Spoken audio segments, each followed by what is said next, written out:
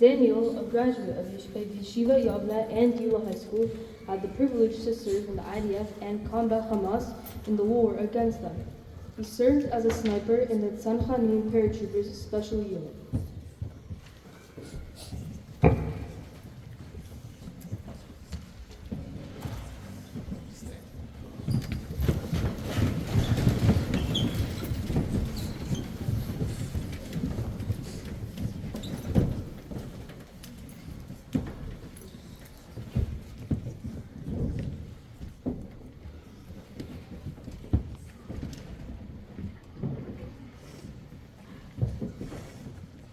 You don't have to stand for me.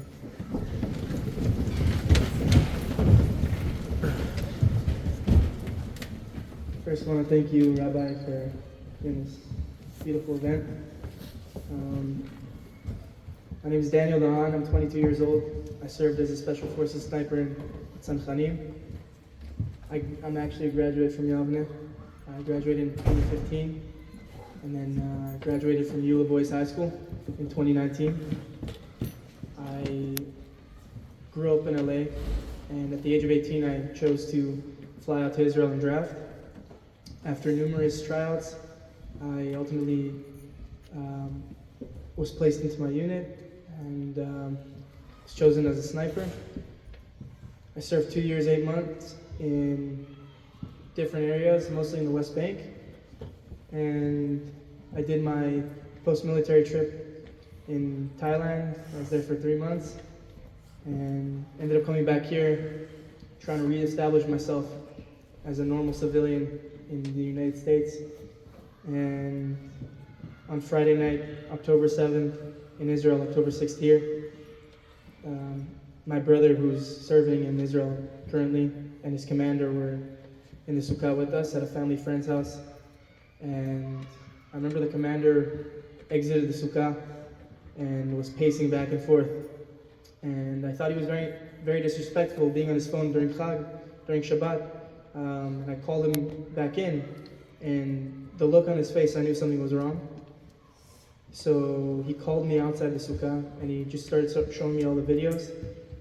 And I was in disbelief. So I ended up running back home, checking my phone for Pikuach Nefesh.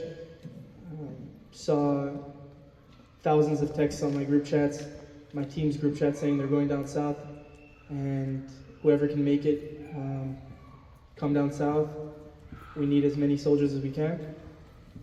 And then I realized that I can't just stay and do nothing. I have to join my brothers no matter what. So I bought my ticket.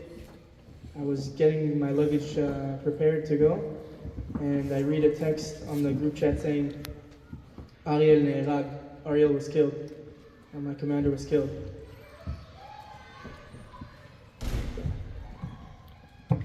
So this is my commander, Ariel ben Moshe.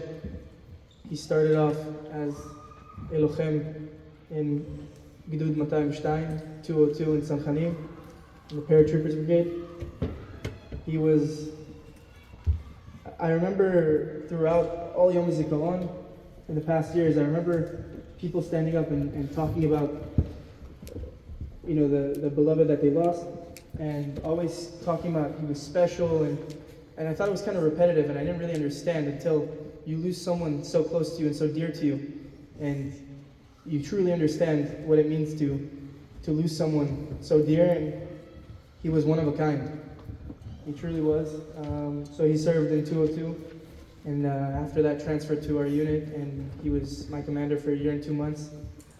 And he was someone that we didn't learn from fear. We didn't do things out of fear. We did things out of respect. We didn't do things because we feared that he would yell at us. We did things because we didn't want to disappoint him. And he led by example and was someone that I can't describe in words. You just had to meet him. And after 1 year and 2 months of serving with us, he was transferred to Sayeret Matkal, which is the most elite unit in the IDF, and served there about 3 months, 3 to 4 months.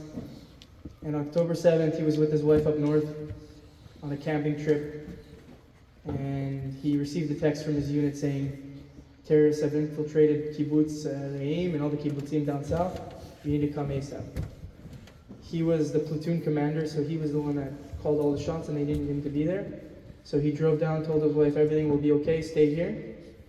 And he fought there for countless hours. And on the last house that he had to clear, they said, don't go in there, don't risk your life. There are terrorists inside. We'll bomb the place. And there was some intel saying that there were kids inside. So he didn't accept that, and he said, we're going in no matter what.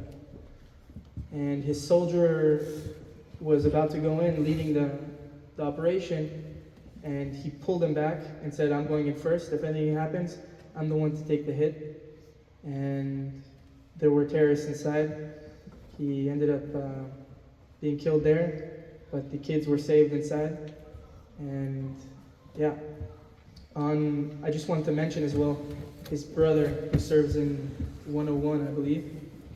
His name is Shavit. He was also called down south. And on the way there, he got a phone call from his mother saying, your brother Ariel has been killed. And he said, Ima, what do I do? And she said, Shavit, we don't have any time to mourn. We have to win this. And it just shows that no matter how down Am Yisrael is, we never give up and we always look ahead and succeed. And today's an especially tough day for all Chayalim and Am Yisrael. And it's not a coincidence that, a lot of people say, why do we have Yom HaZikaron so close to Yom HaTzmaut? And on one hand, you can argue it's too close and the families aren't respected. But on the other hand,